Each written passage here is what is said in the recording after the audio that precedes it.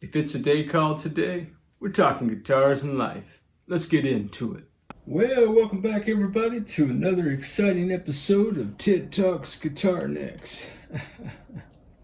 Now, hey guys, it's Ted Talks Guitars and Life. Jack, what's going on? Man, I pray that you're having a fantastic day. Well, my friends, we are going to talk about guitar necks in this episode, my friends. Yes, we are. You're looking at two guitar necks, and we're going to talk about those, man. If you dig a guitar neck adventure, why don't you run out to the kitchen, grab yourself a Diet Coke and a popcorn, Jack. Meet me back at the workbench, baby. Let's get into it. Well, welcome back, my friends. You are indeed looking at two guitar necks. This is the guitar neck that came on Old Red. I am pretty sure at one point it was a Strat-shaped object, and it had been refashioned to be a Telecaster headstock. At least that's my suspicion anyway. That is not exactly a Fender cut right there. And yeah, man, I really liked several things about this guitar neck. I like that chocolate brown finish, man. We sure did work hard to get that like that, man. Yeah, man. And we did put a red Guyker bone nut in that guitar neck, and I was so looking forward to that look and feel, man, on Old Red. Well, my friends, if you've been hanging out on the channel, and oh, by the way, if it's your first time, welcome, Jack. You can go back and look in the playlist below and see all the chaos that has ensued to date. I will summarize, my friends. There is something about this guitar neck that just ain't right, Jack. For some reason, this guitar neck frets out more to 15th to 17th fret, and it doesn't matter what I do, man. Now, by contrast, this guitar neck was also a Strat guitar neck at one point. This is the guitar neck that was on the Partscaster. You can tell it's lived through quite a bit of crises in its life. And we did repair this guitar neck right there. You may or may not remember that journey. If you want to rewind, you can just look in the playlist below for Partscaster and you'll find that. This guitar neck had been reshaped from a Strat style to more of a Tele looking headstock, and they sanded down the poly right here along the edges of the nook and crannies. They stopped there. I did sand all of that down during the Partscaster journey, and that is Canadian maple stain, very lightly put. Now it still has all of the poly on the back of the neck, and it does have some dings and dents in it. And I was looking for a guitar body to go with this guitar neck. In fact, my friends, that's what intrigued me to Old Red. I was looking for a Telecaster body. Well, it just so happened that Old Red had a body and a neck, although I didn't know at the time that the neck wasn't any good, or at least I was going to have as much difficulty as I was having with it. So there you go, Jack. So, my friends, what we're going to do, it has been decided that we're going to go forward with the Partscaster neck on the Old Red body. And we're going to set this neck as much as I love that goodness right there, baby. And it is a nice neck. It's thinner than this neck. Not by a mile, but anyway, it is a little bit thinner. And I like the look and I like the feel of it. This guitar neck has a couple things we need to do to it.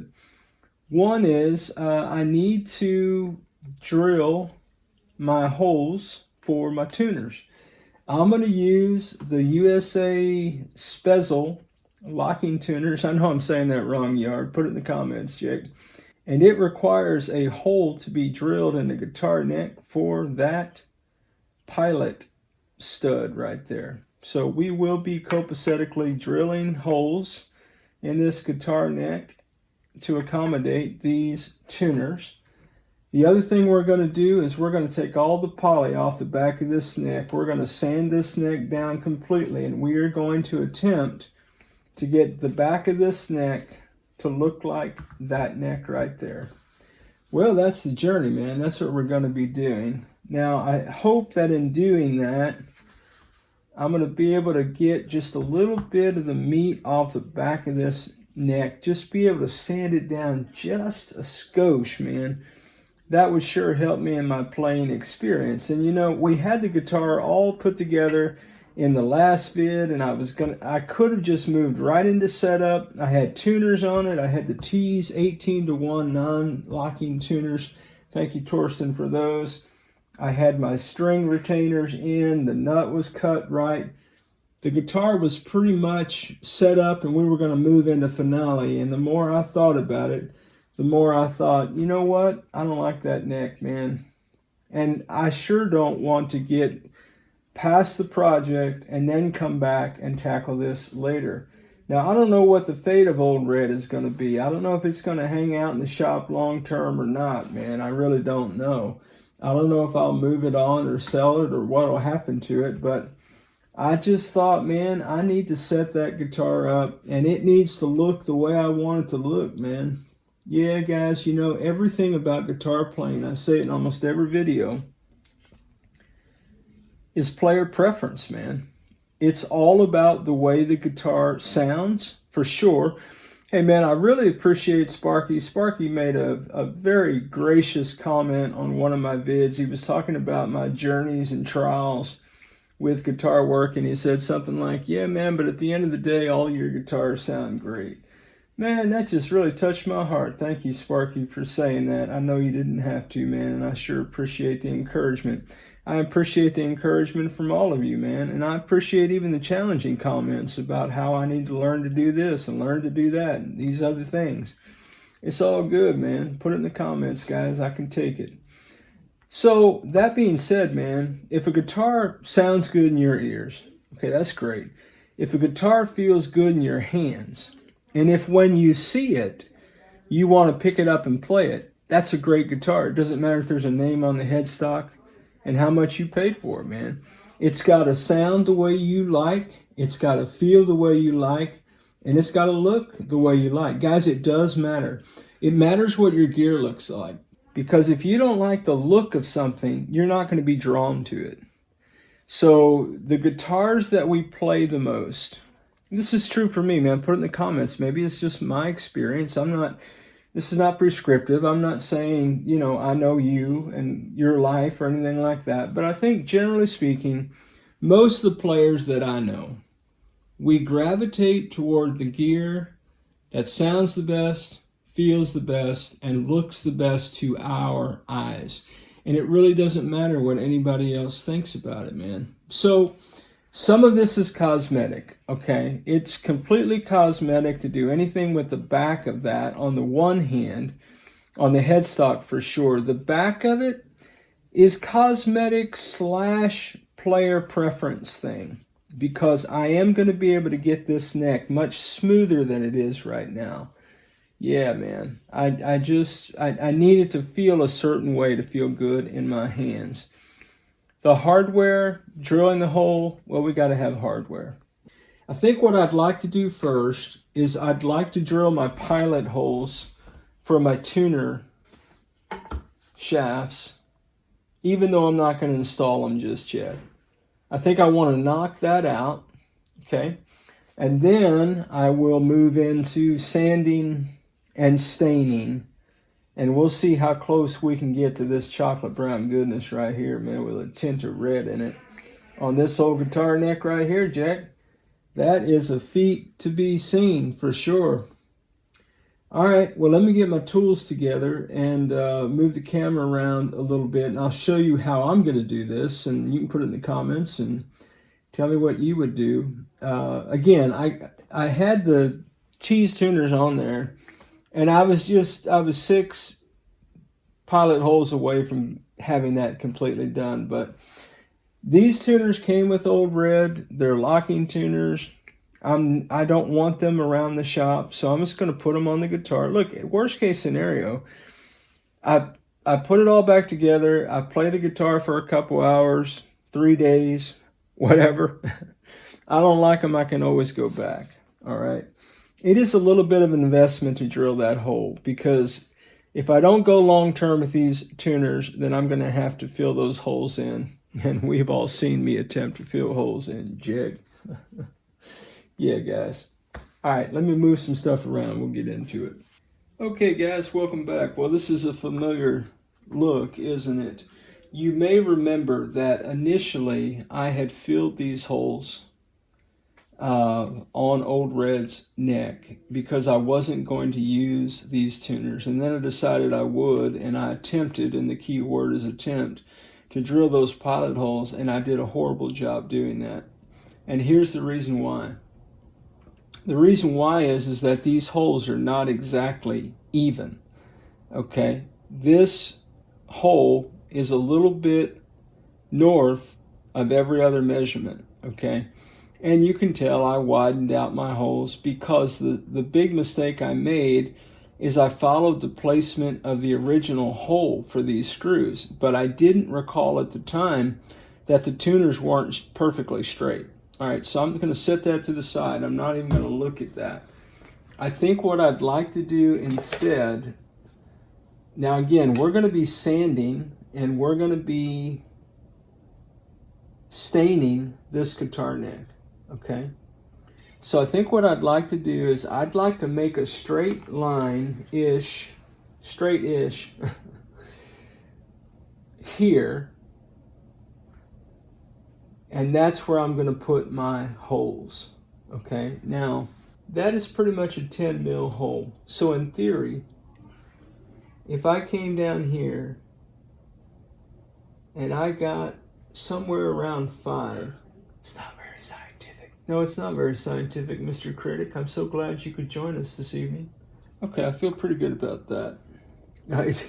It's awful hard to look at because it's all tilted. Try to look at it perfectly, like without the curvature of it, and it looks mostly straight-ish, kind of, sort of.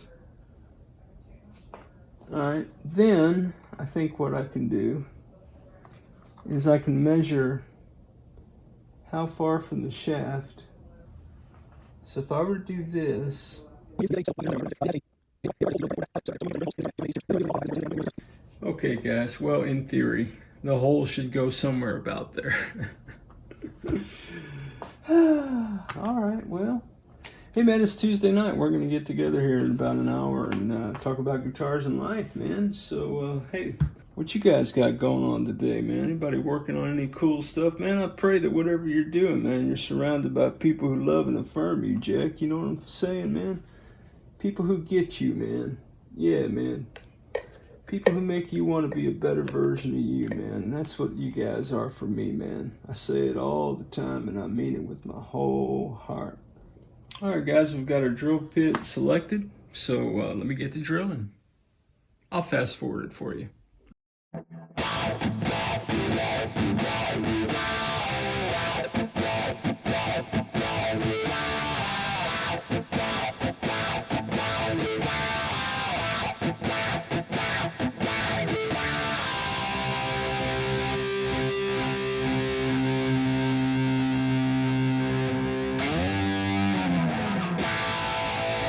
Well, all right, my friends, our holes have been copacetically drilled. They are not perfect. In fact, I was way off the mark on my calculations. Yes, we're all shocked. Oh, thank you, Mr. Critic.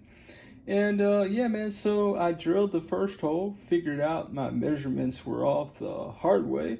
So I've had to fill a hole, and then I drilled all the other holes. They do copacetically align, my friends. For the most part, I'm going to say for the most part. So, yeah, man, from here, what we're going to do, oh, by the way, just a point of learning. Now, I knew this from my old days with Fender tuners and Fender locking tuners. They sometimes have the two studs kind of like on either side of that post, and sometimes the one here.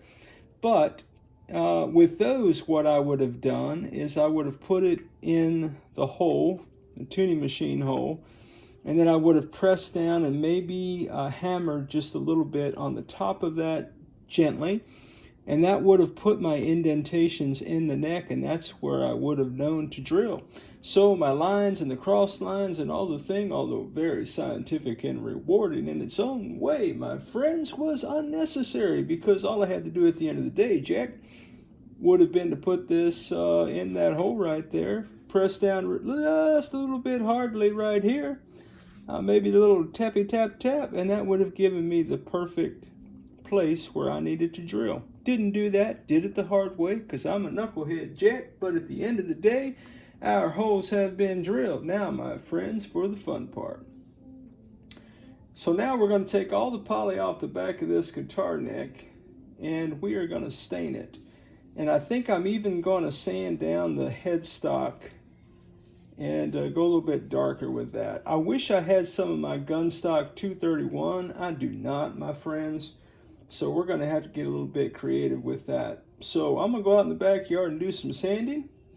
And yeah, man, I'll check in with you when I got it done, baby. Well, all right, my friends, we did copacetically go out to the backyard. We took some 180 grit sandpaper through, 1,500 of that guitar neck right there, Jack. And we're ready to do some staining. Does anybody else have deja vu? Man, I sure do. Well, will this guitar neck take stain? I don't know, guys. We're about to find out. We're actually going to use a little bit of salmon Canadian maple, some red dyed chocolate brown, and some tangerine for that red zest, my friends. Well, we're going to see how it goes. Let me move my camera, get on with it. I'll fast forward through the action for you, Jack. Here we go.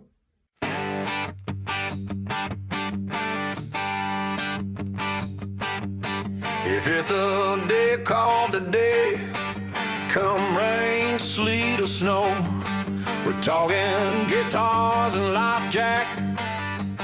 Get your popcorn, a Diet Coke, and come on to the show. Let's go! Tele Talks, guitars and life. Tele Talks, guitars and life. Tele Talks, guitars and life. What's the point? It's Tuesday night. Ted's talking guitars and life. If it's a day called today, another guitar, some stories, and a video. Lots of cool folks are gathering in the comment section. Get your beverage, your favorite snack, and come on to the show. Let's go! Come on, Jack!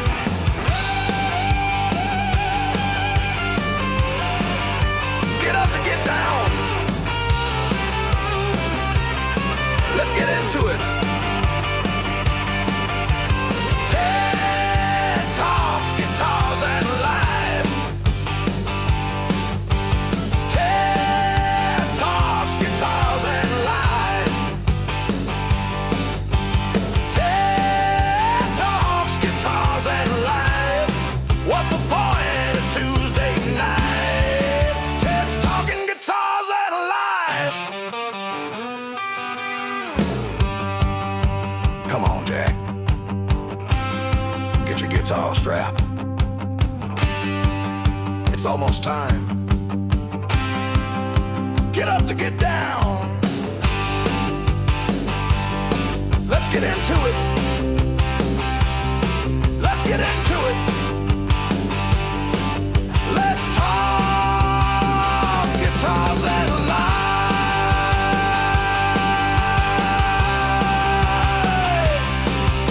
Whoa!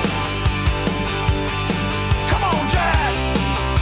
Well, all right, my friends, it is the next morning, and this is what we're rocking here. So this is the original old red neck, at least the neck that was on the guitar body when I received it. And I really like this color, this deep chocolate brown, although you can tell that the consistency of this is not pristine, lots of blotches and trouble spots.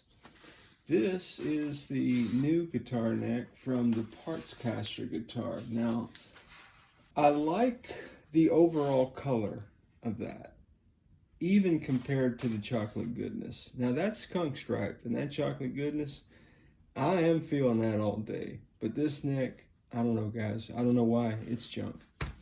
All right. So I do like that. I like that it's a little bit more kind of reddish because it's going on old red. And what's really interesting is that the headstock on this one is much darker and richer than this one. That's kind of an amazing thing. I mean, this looks more like that. And that looks more like this. Isn't that weird? I just think it's, I don't know, guys. I'm not a woodworker. You know, I don't know anything about really what I'm doing. We know, we watch the channel. Oh, good morning, Mr. Critic. I'm so glad you could join us. Yeah, I'm here too, man. Oh, there, guys, they're both back. Oh, my goodness. Anyway. All right, so let's talk about where we are, where we're going, what we're going to do. So, this blotchy thing right here. So guys, this is a mixture. Now again, caveat, I was out of my Gunstock 231. The old redneck that we are replacing had a splash of, at some point, Gunstock 231 on it. So that gives a little bit more of a reddish type tint in general, although I'm pretty sure in the process of doing this neck, I sanded all that Gunstock 231 off. So let's talk about the Partscaster neck. These are the products that we used to work on the Partscaster neck. Now, one of the things about the Partscaster neck that I'll just mention, I don't know if it was my sanding protocols and procedure or not. Again, I started with 180 grit sandpaper, and I went all the way up to 1500. Just to take the bristles off at the very end. And it took stain very well. The back of the headstock, I did have to resand during one of the applications of stain, and the front was trying to give me a little bit of trouble, but you could see that we knocked that out. So the first coat was really just Canadian maple, and then I mixed the three together and I did the whole thing. And then I took Canadian maple out of the equation and really stuck to chocolate brown and tangerine. You know, chocolate brown, tangerine, chocolate brown, tangerine. I quit mixing them so that I could go at it for effect, and I could kind of tell when I needed more reddish color. Anyway, guys, I'm not an artist. I just think that looks pretty good for my purposes. So after all of that copacetically dried, the fast forwarding vid, you know, obviously encompassed a longer time frame than the 2.5 minutes that it was. But, you know, everybody loves the theme song. No, guys, I thought you'd want to see the process. So after I got all that dried copacetically, I went with a coat of Danish oil. One of the things about the dye, when the dye's dry, it leaves like, it's not a film, it's just a very kind of a stale, if you go back in the video and you kind of pause it after like the last application, what you'll see is that it's a very, it looks almost like a powdery gray to it. Okay, now what I knew about that is that as soon as you put anything wet on it, it shines right up. Okay, it's like all other kind of finish type stuff along my journey that I've seen. Okay, so anyway, so I threw some Danish oil on that to get it kind of sparkly. And then, after that all copacetically dried, shellac. Because I wanted the headstock, I wanted this to be kind of pop and glossy. You know, I don't know why, I just did. So I've got two blotchy spots. I've got one here on the headstock. That's really bad. I mean, it's not perfect, guys, but there's a blotchy spot here and this problem right here. Now, I did that. Let me tell you how I did that. So I came in from shellacking and I noticed that I had quite a bit of inconsistency here.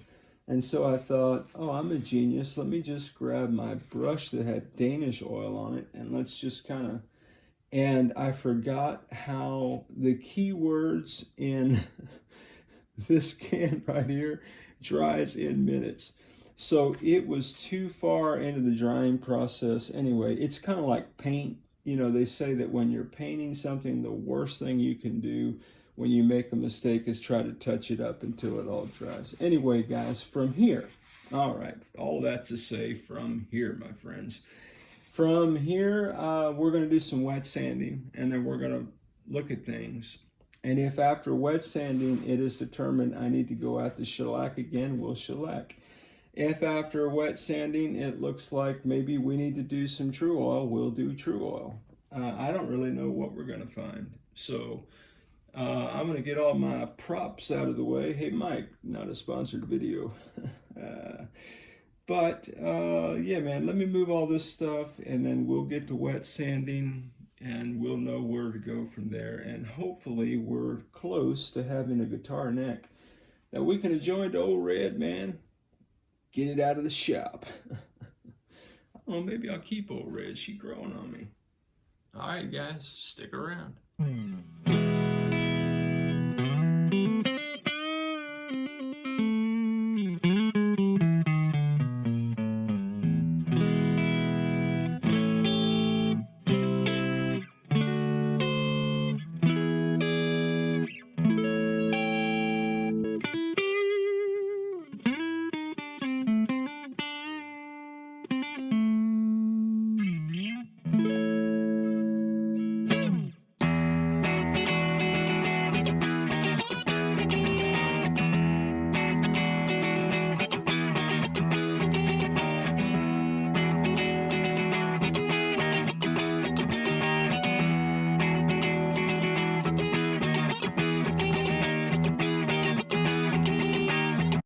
My friends, we have true oiled our guitar neck. We have buffed our guitar neck with steel wool after the true oil had dried.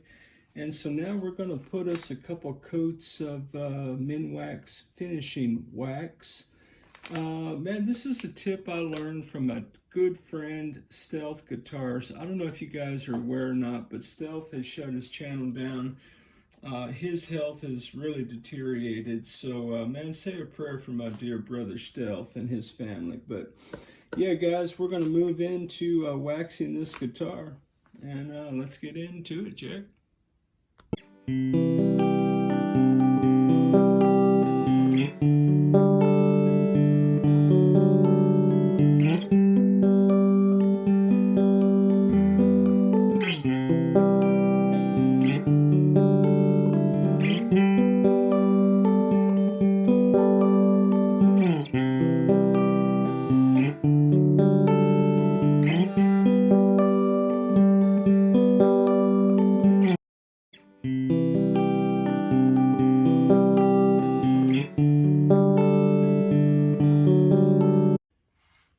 Yeah, you saw it, guys. I forgot to do the bottom. Yep.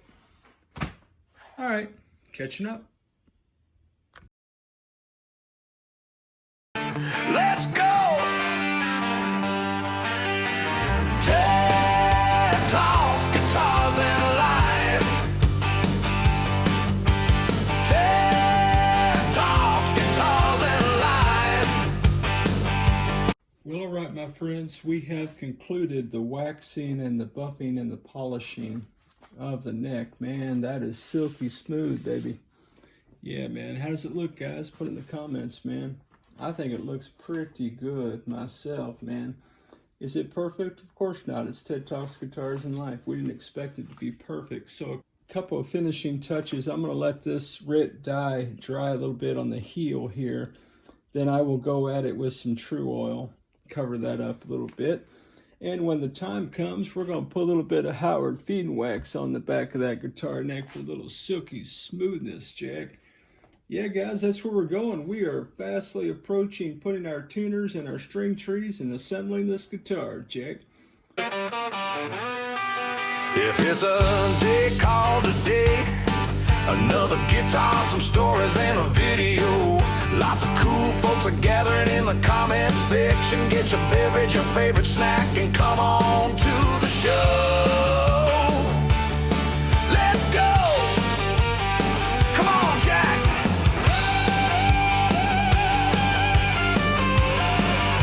Get up and get down! Well, all right, my friends, our guitar neck is complete. Yeah, I think that looks pretty good. Is it perfect? It is not. See my line, Brant, right there? Yep. Never going to see that from the 22nd row, and it's on the bottom of the plain experience, my friends. That neck is silky smooth. However, when I get totally done, we will do some feed and wax, Jack, after setup. Yeah, man. Tuners are reinstalled. These string trees are on there just a little bit loosely so that I can adjust them exactly where I want them when I get strings on the guitar. And yeah, guys, well, man, that's going to do it for this one. I can't thank y'all enough for spending any time at all today on the channel talking about guitars and life. Put in the comments, what do you think? What is your process? Do you do necks like this? Man, I hope not. I hope you can do it better than I can do it, Jack. Well, maybe some of this is helpful. Maybe it's not. I don't really know. Hey, special shout out to the Jacks, our channel members, for all your love, support, encouragement, and constant edification along my journey, my friends. Man, oh man, you guys are the best. Well, stay tuned and we'll put old Red back together and see what we got, Jack. Do we have a rock and roll machine? Oh, I think we do, but time will tell. Well, as always, wherever you are in your guitar journey, I pray it's a long, smooth, safe, joy-filled ride for you, Jack. Hey, rock on with your bad selves, everybody. Catch you down the road.